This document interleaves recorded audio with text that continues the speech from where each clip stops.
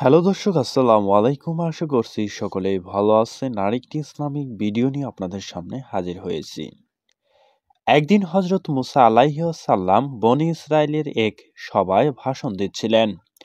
জনৈক ব্যক্তি প্রশ্ন করলেন, মানুষের মধ্যে অধিক জ্ঞানী কে? হযরত মুসা আলাইহিসসালামের জানা মতে তার চেয়ে অধিক জ্ঞানী ব্যক্তি আর কেউ ছিল না।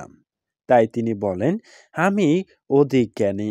এ বিষয়টি তিনি জানালেন এবং মহান আল্লাহ তাআলা এ জবাব পছন্দ করলেন না। এখানে বিষয়টি মূলত মহান আল্লাহর ওপর ছেড়ে দেওয়াটাই ছিল আদব, অর্থাৎ এ কথা বলাটাই ছিল সর্বোত্তম বলে মহান আল্লাহ তাআলা মনে করছিলেন। এ জবাবের কারণে মহান আল্লাহ হযরত মুসা আলাইহিসসালামকে ওহী নাজিল করে বললেন যে, দুই সমুদ্রের সমস্থলে অবস্থানকারী আমার এক বান্দা আপনার চেয়ে অধিক জ্ঞানী। এ কথা শুনে হযরত মুসা আলাইহিসসালাম মহান আল্লাহর কাছে প্রার্থনা করে বললেন, তিনি অধিক জ্ঞানী হলে আমি তার কাছ থেকে জ্ঞান লাভের জন্য আমি সফর করব। আরো বলেন, হে আল্লাহ, আমাকে তার ঠিকানা বলে দিন। মহান আল্লাহ বললেন, থলের মধ্যে একটি মাছ নিয়ে নিন এবং দুই সমুদ্রের সমস্থলের দিকে সফর করুন। সেখানে পৌঁছানোর পর মাছটি নিরুদ্দেশ হয়ে যাবে। সেখানেই আমার ওই বান্দার সাক্ষাৎ আপনি পেয়ে যাবেন। হযরত মুসা আলাইহিসসালাম মহান আল্লাহর নির্দেশ অনুযায়ী থলের মধ্যে একটি মাছ নিয়ে সমুদ্র পথে নৌযান নিয়ে রওনা হন। সঙ্গে তার খাদেম ইউশা ইবনে নুনও ছিলেন। প্রতিমধ্যে নৌযানে থাকা প্রস্তব খণ্ডের ওপর মাথা রেখে ঘুমিয়ে পড়েন। কিছুক্ষণ পর হঠাৎ মাছটি নাড়াচাড়া করে ওঠে এবং থলে থেকে বের হয়ে সমুদ্রে চলে যায়। মাছটি জীবিত হয়ে সমুদ্রে যাওয়ার সঙ্গে সঙ্গে আরো একটি মোজেজা প্রকাশ পায় যে এটি সমুদ্রের যে পথ দিয়ে চলে যায় মহান আল্লাহ সেই পথের পানির স্রোত বন্ধ করে দেন। ফলে সেখানে পানির মধ্যে একটি সুড়ঙ্গের মতো হয়ে যায়। ইউশা ইবনে নুন বলেন, এই আশ্চর্যজনক ঘটনা প্রত্যক্ষ করছিলেন, কিন্তু তিনি এ বিষয়টি সম্পর্কে অবগত ছিলেন না। যেখানে মাছটি জীবিত হয়ে চলে যাবে সেখানে তাদের থামতে হবে। মুসা আলাইহিসসালাম যখন ঘুম থেকে জাগ্রত হন তখন ইউশা ইবনুন নুন মাছের এই আশ্চর্যজনক ঘটনা তার কাছে বলতে ভুলে যান এবং সেখান থেকে আরো সামনের দিকে রওনা হয়ে যান তারা। পূর্ণ একদিন এক রাত সফর করার পর সকালবেলায় হযরত মুসা আলাইহিসসালাম খাদেম ইউশা ইবনে নুনকে বলেন, নাস্তা আনো। এই সফর যথেষ্ট ক্লান্ত হয়ে পড়েছি আমি। নাস্তা চাওয়ার পর ইউসা ইবনুন নুনের মাছের ঘটনাটি মনে পড়ে গেল। তিনি ভুলে যাওয়ার ওজর পেশ করলেন, বললেন, শয়তান আমাকে এ বিষয়টি বলতে ভুলিয়ে দিয়েছিলেন যে মৃত্যু মাছটি জীবিত হয়ে আশ্চর্যজনকভাবে সমুদ্রে চলে গেছেন। তখন হযরত মুসা আলাইহিসসালাম বলেন, মাছের চলে যাওয়ার সেই স্থানটি তো আমাদের গন্তব্যস্থলের নির্দেশিকা ছিল। অতঃপর সেই স্থান পাওয়ার জন্য দ্রুত পূর্বের পথ ধরে ফিরে চলছিলেন তারা কাঙ্ক্ষিত স্থানে পৌঁছে দেখলেন একটি ব্যক্তি হযরত খিজরি আলাইহিসসালাম আপাতমস্তক চাদরে আবৃত হয়ে শুয়ে আছেন।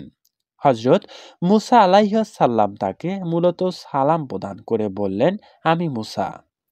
সালামের জবাব দিয়ে হযরত খিজরি আলাইহিসসালাম জিজ্ঞাসা করলেন, আপনি কি বনী ইসরায়েলের মুসা? তিনি বললেন, হ্যাঁ, আমি বনী ইসরায়েলের মুসা। আমি আপনার কাছ থেকে ওই বিশেষ জ্ঞান অর্জন করতে এসেছি যা মহান আল্লাহ আপনাকে শিক্ষা দিয়েছেন।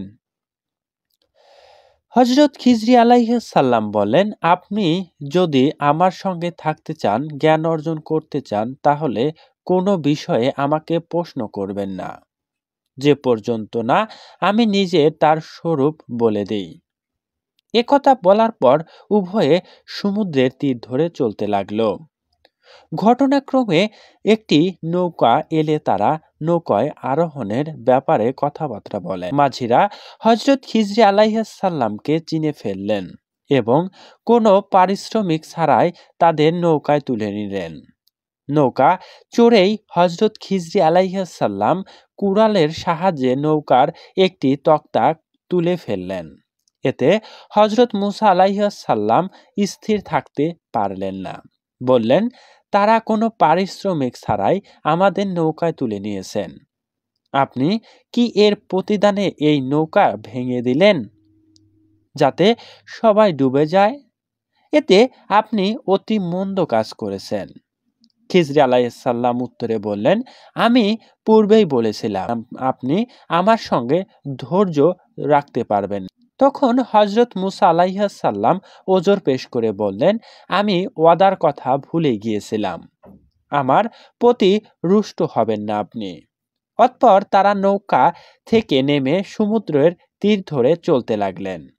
হজরত খিজরি আলাইহিসসালাম একটি বালককে অন্যান্য বালকের সঙ্গে খেলতে দেখলেন। তখন তিনি নিজ হাতে বালকটিকে ধরেন এবং তার মস্তক ওর দেহ থেকে বিচ্ছিন্ন করে দেন। বালকটি ইতিমধ্যেই মারা যান।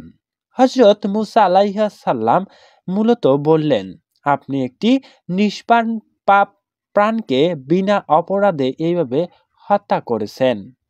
এ যে বিরাট গুনাহের কাজ করেছেন আপনি। হজরত খিজরি আলাইহিসসালাম বললেন, আমি তো পূর্বেই বলেছিলাম আপনি আমার সঙ্গে ধৈর্য ধরে রাখতে পারবেন না। হজরত মুসা আলাইহিসসালাম দেখলেন এ ব্যাপারটি পূর্বের চাইতেও গুরুতর, তাই বললেন, এরপর যদি কোনো প্রশ্ন করি তবে আপনি আমাকে পৃথক করে দেবেন। আমার ওজর আপত্তি চূড়ান্ত হয়ে গেছে। অতঃপর আবার চলতে লাগলেন। এক গ্রামের মধ্য দিয়ে যাওয়ার সময় তারা গ্রামবাসীদের কাছ থেকে খাবার চাইলেন। তারা খাওয়াতে অস্বীকার করলেন। এই গ্রামের লোকেরা ছিল অত্যন্ত কৃপণ, অথচ মুসাফিরদের খাদ্য দান করা এবং অতিথিদের অতিথিয়ান করা প্রত্যেক মুসলমানদের ধর্মের চরিত্রের গুরুত্বপূর্ণ অংশ বলে পরিচিত হন। হজরত খিজরি আলাইহিসসালাম এই গ্রামের একটি প্রাচীরকে প্রত্যক্ষণ দেখতে পেলেন। তিনি নিজ হাতে প্রাচীরটিকে সোজা করে দিলেন। হজরত মুসা আলাইহিসসালাম বিনম্রিত হয়ে বললেন, আমরা তাদের কাছ থেকে খাবার চাইলাম কিন্তু তারা দিতে অস্বীকার করল, অথচ আপনি তাদের এত বড় কাজ করে দিলেন। ইচ্ছা করলে এর পারিশ্রমিক তাদের কাছ থেকে আদায় করতে পারতেন। তখন হজরত খিজরি আলাইহিসসালাম বললেন, এখন শর্ত পূরণ হয়ে গেছে, এটাই আমার ও আপনার মধ্যে বিচ্ছেদের সময়। হজরত খিজরি আলাইহিসসালামের উপরোক্ত তিনটি ঘটনা স্বরূপ মুসা আলাইহিসসালামের কাছ থেকে বর্ণনা করেন, যেগুলো দেখে তিনি ধৈর্য ধরে রাখতে পারেননি। হজরত খিজরি আলাইহিসসালাম বলেন, নৌকাটির ব্যাপারে আপনি জানতে চেয়েছেন না? তাহলে সেই নৌকাটি ছিল কয়েকজন দারিদ্র ব্যক্তির। তারা সমুদ্রে জীবিকা অন্বেষণ করত। আমি ইচ্ছা করলাম যে সেটিকে ত্রুটিযুক্ত করে দেই, কারণ তাদের অপরদিকে ছিল এক বাদশা। সে বল প্রয়োগ করে নৌকাটিকে ছিনিয়ে নিত। ফলে এই দরিদ্র লোকেরা জীবিকা অর্জনের একমাত্র মাধ্যম নৌকাটিকে হারিয়ে কষ্টে নিপুত্রিত হত। বালকটির ব্যাপারে হজরত খিজরি আলাইহিসসালাম বলেন, তার বাবা মা ছিল ঈমানদার।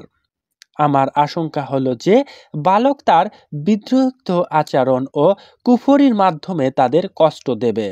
তাই আমি তাদের রব সেই বালকের বদলে তাদের যেন এমন একটি সন্তান দান করুক যে চরিত্রের দিক থেকেও মূলত ভালো হবে এবং যার কাছ থেকে সদর আচরণ বেশি আশা করা যাবে। প্রাচীরটির ব্যাপারে হজরত খিজরি আলাইহিসসালাম বলেন, সেটি ছিল ওই শহরের দুইজন পিতৃহীন বালকের।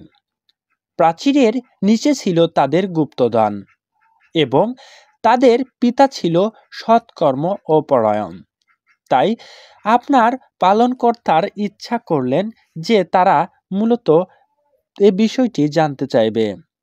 আমি নিজেদের এই গুপ্তধন উদ্ধার করুক তারা, তাই আমি নিজের মত অনুযায়ী এসব কাজ করিনি বলে তিনি আখ্যায়িত করেন।